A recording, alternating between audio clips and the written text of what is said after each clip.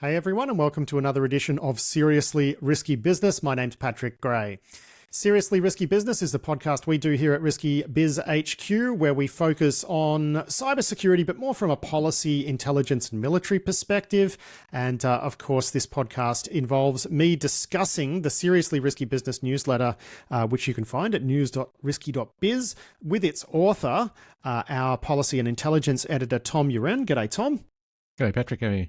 Good. And this work is supported, Tom's work with us is supported by the William and Flora Hewlett Foundation and also Lawfare Media, so big thanks to them. And we do have a sponsor this week as well, which is Srsly. And they make a cloud infrastructure security product. In essence, what they do is they help you wrangle Terraform. And we do have a video demo, a recent video demo of Srsly. I'll put a link up above so you can check that out. But in essence, really, it's what, the AWS console should look like, for example, but not just AWS. Anyway, enough about the sponsor. Tom, we're going to talk through your newsletter now. And we've got a few things to talk through here. But the first one is, you've put forward just such a fascinating idea on Volt Typhoon. Sentinel-1 released, a report that argues that the United States cannot deter China from doing Volt Typhoon-related activities. And this is, of course, where they're conducting attacks that pre-position them to be able to wreak havoc on things like critical infrastructure and logistics in the event of a military conflict between China and the United States. But what you've said here is perhaps we can still use Volt Typhoon as a deterrent for military actions, because China kind of must feel to a degree that Volt Typhoon is a bit of a magic bullet. And if you neuter that magic bullet, that will have a deterrent effect in the sort of military, the conventional military domain, albeit a small one. And I just think that's a fascinating idea. Yeah, it's really about turning the question around. Not what can the government do for you for Volt Typhoon, but what can you do for the government to stop the PRC being sort of militarily adventurous. And so at one level, what struck me about this piece is just that I thought it was interesting that, yes, how can you deter Volt Typhoon? I agree that you probably can't. I sort of have a slightly different view, which is that you can't deter it because the US just isn't willing to do whatever it would take. And that's because the PRC potentially gets so much out of it that there's just nothing you can do that would match that. And what they get out of it is perhaps, I think I called it a magic bullet that would maybe give them an edge in a military conflict. And if the PRC thinks they've got a magic bullet, then a military conflict becomes more enticing because, hey, we've got a magic bullet. So the asking what we can do to deter Volt Typhoon is kind of at the wrong level. It's maybe like in the Cold War thinking, what can we do to deter the Soviet Union from using tanks? Like, that's kind of a question that doesn't make sense. You don't want them to deter them from using tanks. You want to deter them from doing military stuff. You want to deter them from pointing their tanks at you and that's shooting right. them. Yes. Yeah, exactly. It's the shooting that's important. And I think this is the same thing, right? Like Volt Typhoon is a tool. You don't want to deter the use of the tool. You want to deter whatever they're trying to achieve. And so really what you want to do is take away that magic bullet and make it clear that there is no magic bullet. Volt Typhoon, it's annoying for us, but it's not going to make that much difference. Military is still better. If there's a conflict, it'll be tremendously expensive and you're not going to win. So that's the kind of message you want to get across. And cyber is just one part of that message. So it's not the be-all and end-all, but if there were... if the US and its companies did a really good job against Volt Typhoon, you'd at least be sowing doubt in the mind of Chinese leadership about exactly how useful is this capability. Is it going to make a huge difference? And you want to make them think, no, it's not going to make a huge difference. Yeah. Now, look, moving on to the next thing you've written about, and this is something we covered in the main show yesterday with Adam Boileau and also Rob Joyce, the former NSA former Rob Joyce, joined us to discuss this, which is that both X and Telegram have wilted in the face of government pressure. In the case of Telegram, they've now agreed to be more cooperative with law enforcement following the arrest of the founder Pavel Durov in France. He's been bailed, but now he's clearly changing his tune. Meanwhile, X was banned in Brazil. That lasted a few weeks before they capitulated, doing things they said they'd never do. I think there's we already spoke about this in the main show, but there's some angles that we didn't explore there. I think one thing that's interesting here is that in the case of X, they're being forced into a back down by a country that isn't their host country, and same for Durov as well. We're looking at countries that are outside of where these companies are based, exerting pressure and getting results.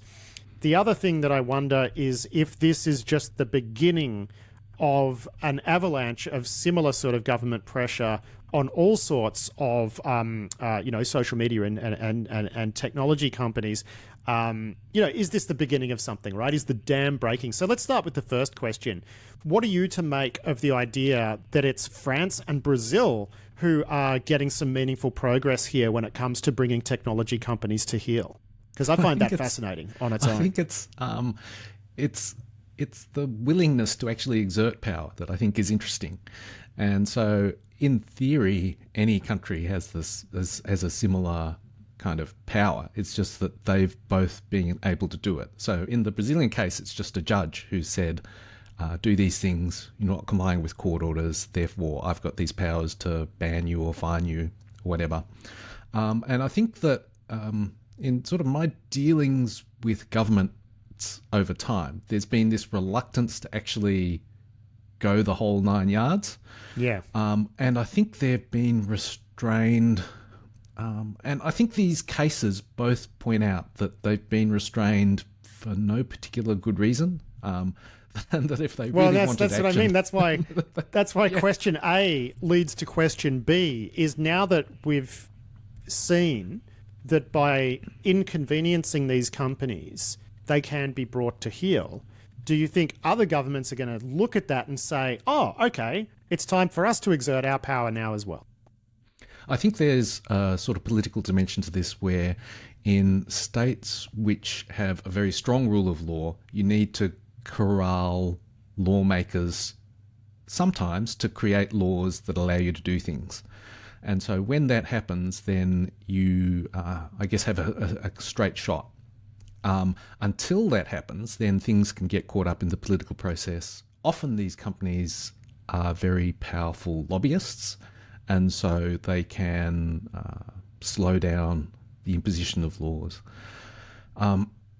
I mean, okay, that's true, but you look at Australia where we have something like the Assistance and Access Bill, which has some really serious provisions in it there that demand that tech companies need to do certain things upon request under penalty of huge fines, and the Australian authorities haven't really pulled the trigger on that yet.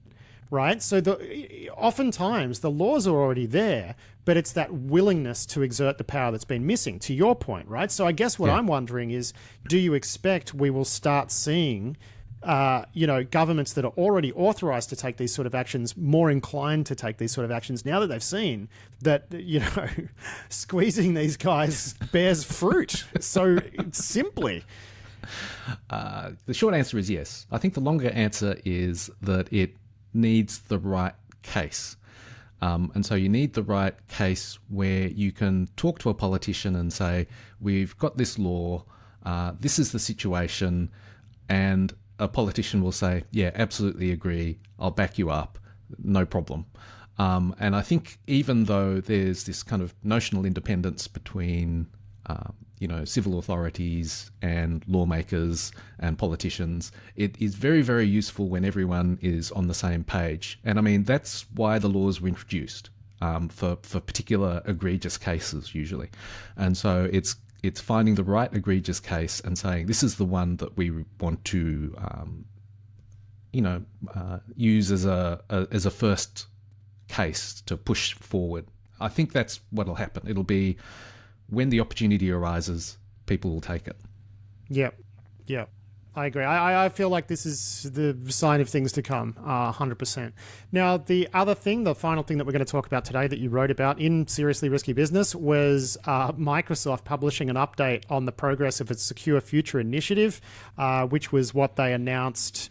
I think they announced it back in, November 2023, saying, look, we take security really seriously. But it was when the CSRB report came out in April this year, which really gave them a caning over their failures. That's when they actually looked like they did, in fact, get serious. Yes. And this progress report, your take on it, and I agree with it, is you look at the fact that they eliminated 730,000 unused apps from their environment and 5.75 million inactive tenants.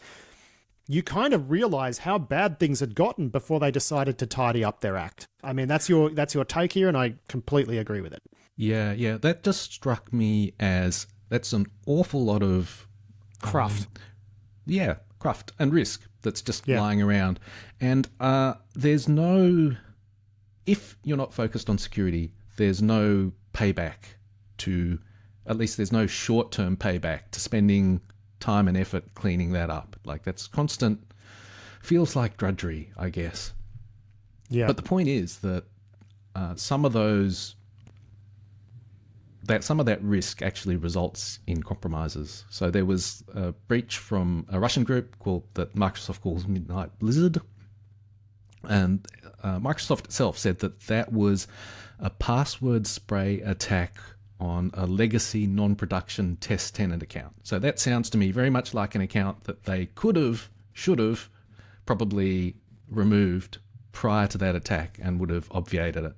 So the dilemma for companies when they're allocating resources is, how much do we allocate to prevent something from ever happening? Like, you allocate that, a person goes away, they remove, millions of tenants, and nothing happens. And so it's like, that work was all wasted. And so it's very easy to fall into that trap of building up this ever-increasing amount of, I guess, technical debt is a similar concept, not quite the same.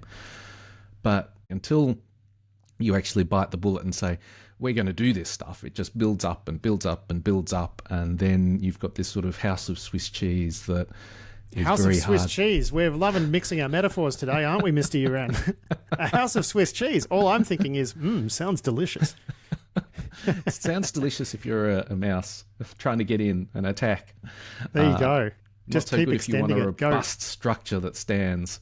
Go with it. But no, that is technical debt. And I think it is interesting what you point out too, where it's like, when they say there was a password spray attack to compromise a legacy non-production test tenant account and gain a foothold, you're thinking, so they had a couple of test tenants lying around, and then you see them release this and they're like, we just nuked 5.75 million inactive tenants. It kind of shows that initial vulnerability in a different light, doesn't it? Yeah, that's right. And it seemed like this is a trap that any company could fall into. You want to grow revenue. You don't want to just close inactive accounts and make sure that they're not around. And so it's insidious in a way. I thought it was a real lesson, pretty much for everyone.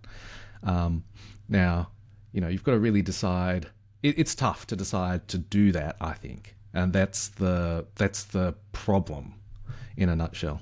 Yeah. Well, we would all like to see them do a better job. We've been skeptical that they're going to get there. I think the CSRB report really paid off. I was a huge fan of that. And I guess, this is not something we're never talking about again, the Secure Future Initiative. So we'll just have to see how it tracks. Tom Uren, thank you so much for joining me to talk through your excellent newsletter, which again, people can find at news.risky.biz if you want to go there and subscribe. Great to talk to you, mate. And I think next week you'll be doing this with Adam Boileau because I'm on leave. And so the next couple of weeks, Adam's in my chair. But I'll see you when I get back. Great. See you, Pat.